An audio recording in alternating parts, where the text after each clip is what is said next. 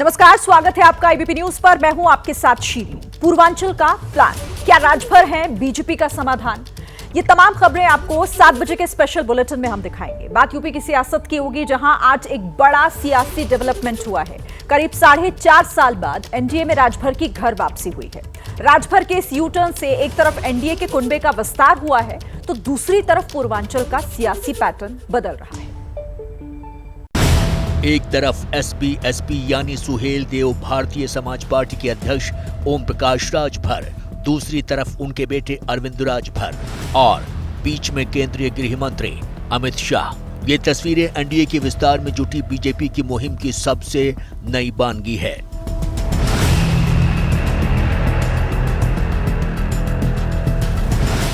जिसे गृह मंत्री अमित शाह ने आज खुद ट्वीट कर सार्वजनिक किया है।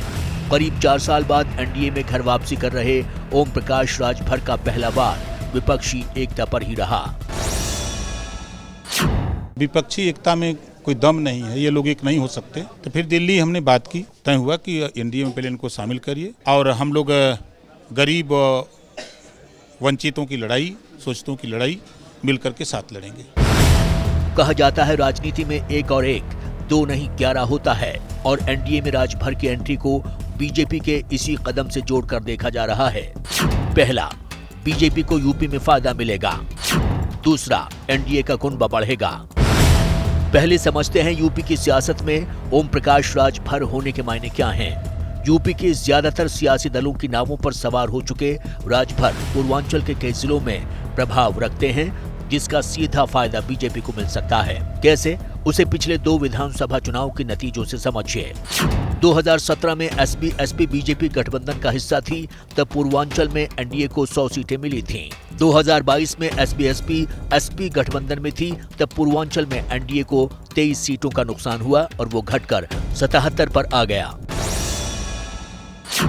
आजमगढ़, गाजीपुर और कौशाम्बी में बीजेपी का खाता भी नहीं खुल पाया। बस्ती और मऊ में बीजेपी एक सीट पर सिमट गई, जबकि बलिया और जौनपुर में उसे भारी नुकसान हुआ। पूर्वांचल के इन सभी जिलों में राजभर की पार्टी का प्रभाव माना जाता है। ऐसे में 80 में 80 का लक्ष्य लेकर चल रही बीजेपी कोई भी रिस्क लेना नहीं चाहती है। राजग का कुनबा मजबूत हुआ है और ये अब स्पष्ट हो गया है कि भारतीय जनता पार्टी 2024 के चुनाव में माननीय प्रधानमंत्री नरेंद्र मोदी जी के मार्गदर्शन में, उनके नेतृत्व में हम प्रदेश की सभी सीटों पर यानी 80 की 80 सीटों पर विजयश्री हासिल करेंगे। सुभाषपा अध्यक्ष ओम प्रकाश राजभर जी का न कोई चाल है, न चरित्र है, न चेहरा है। कल तक भारतीय जनता पार्टी को पानी पी पी के गाली देते थे। पिता पुत्र ने मंत्री बनने के लिए भारतीय जनता पार्टी की वॉशिंग मशीन में धुल के एनडीए में शामिल हो गए। इसके साथ ही कल दारा सिंह चौहान ने भी समाजवादी पार्टी से इस्तीफा देकर बीजेपी में वापसी की, जो पूर्वांचल में खासा प्रभाव रखते हैं। दारा सिंह ने विधानसभा चुनाव से ठीक पहले सपा ज्वाइन की थी, लेकिन ताजा चुनावी मौसम को भांपते हुए फिर से बीजेपी में आ गए। इस पॉलिटिकल मैसेजिंग के जरिए बीजेपी दिल्ली में एनडीए के शक्ति प्रदर्शन की नुमाइश भी कर रही है।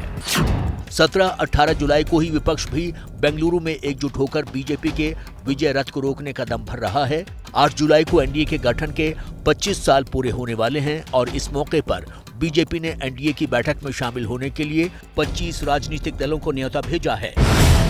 एनडीए की बैठक में शामिल होने के लिए जिन दलों को बुलाया गया है, उनमें चिराग पासवान और जीतनराम मांझी से लेकर उपेंद्र कुशवाहा तक देश के कई छोटे राजनीतिक दल हैं, जो जातीय और क्षेत्रीय समीकरण के लिहाज से बड़ा सियासी प्रभाव रखते हैं। पत्रकारिता कोई इमोशन नहीं है, ना अपना कोई ज्ञान देना है और ना कोई विचार थोपना है। पत्रकारिता क्या है?